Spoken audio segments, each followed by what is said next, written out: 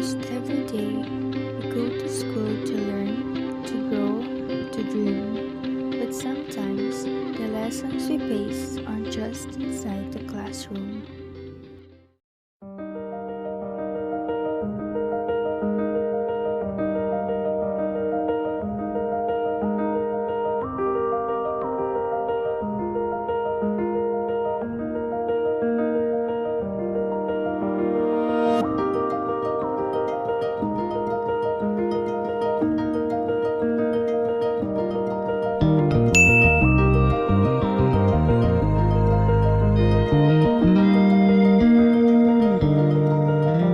Studies say that people who appear to be jolly, fun, and outgoing hide deep struggles behind those smiles. Madalas, yung mga ngiti sa labas may tinatago na palang sakit sa loob. Sa likod ng mga pangarap, may kanya-kanyang laban kinakaharap na lingit sa kaalaman ng iba.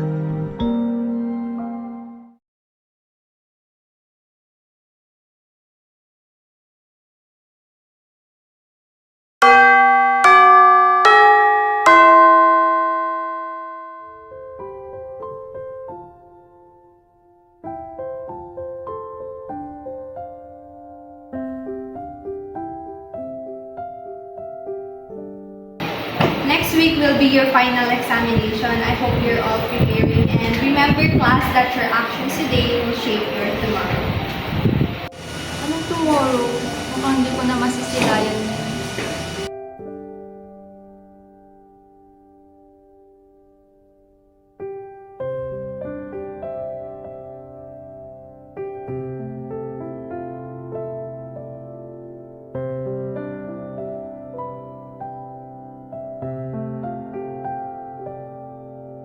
I'm pregnant. Paano na ako?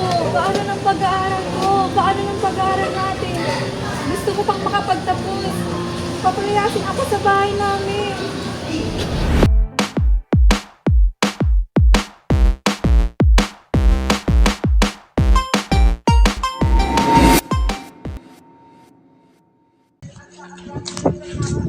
Alco, dyan nakatawa ba si Ashley? Hindi eh. Magsisimula na kasi major subject namin. Hanapin nga natin siya. Uy, Ashley!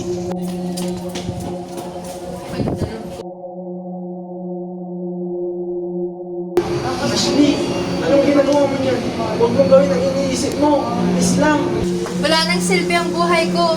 Iniwan na ako ni Mark. Bagsak ako sa lahat ng mga subjects ko. Pati pamilya ko galit sa akin. Ang sakit-sakit na. Huwag ko na lapit. Ilan ka lang. Tatalon ako. Ashley, isipin mo naman kami oh. Paano pag nawala ka? Halika na dito. Matatapos din ang problema ko yan.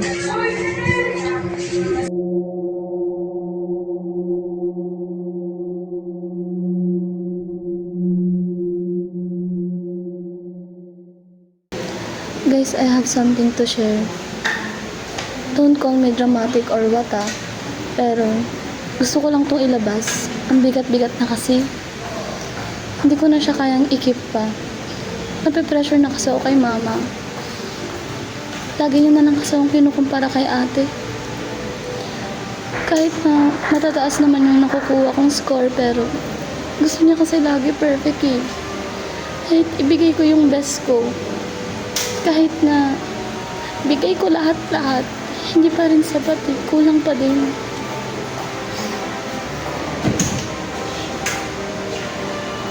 Ako guys, may share din ako.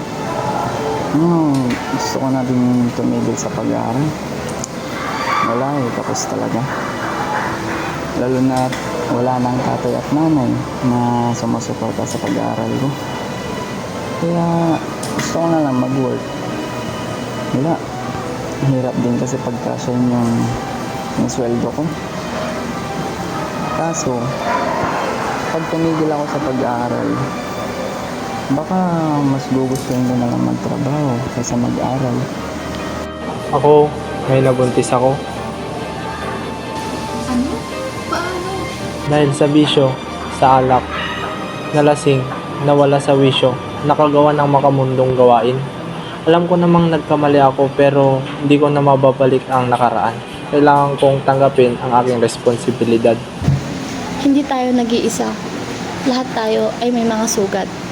Pero hindi ibig sabihin nun ay titigil o susuko na tayo. Magtulungan tayo please. Sa ngayon, dasal ang ating sandata. Manalig tayo sa Diyos. At lahat ng problema natin ay malalagpasan natin. Para sa pangarap, Para sa pangarap. walang susuko.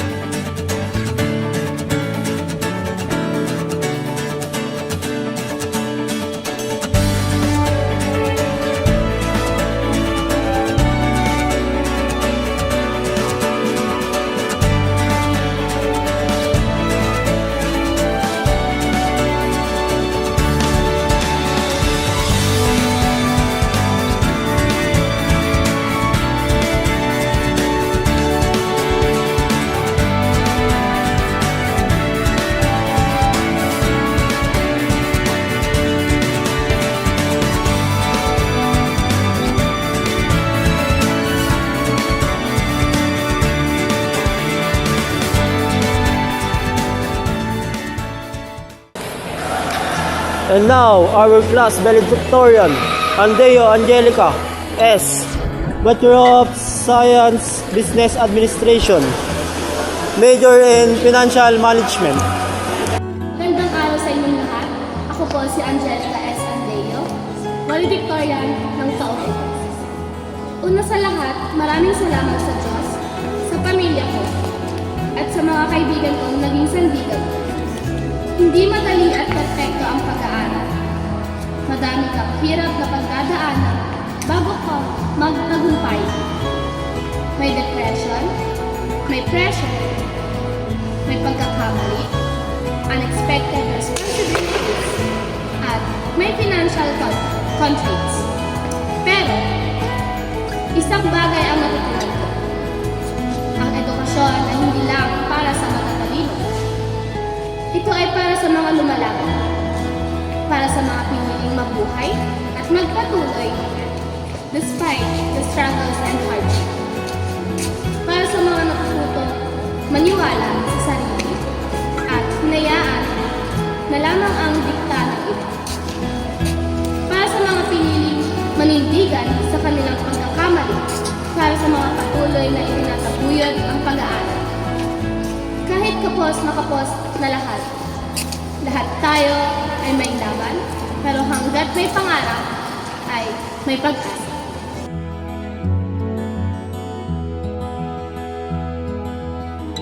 Para sa pangarap, Para sa pangarap, walang susuko. Hindi hadlang ang problema para tumigil sa pag-abot ng pangarap. Kasi sa bawat pagbangon natin, natututo tayo at yan ang tunay na halaga ng edukasyon. Education is not just about success. It is about survival, hope, and a lot of chances. Pag nahihirapan ka, ibig sabihin lumalaban ka. Panatilihin mo lang ang pagtitiwala sa sarili mo. Ang problema ay hindi hadlang, kundi mga hakbang patungo sa tagumpay.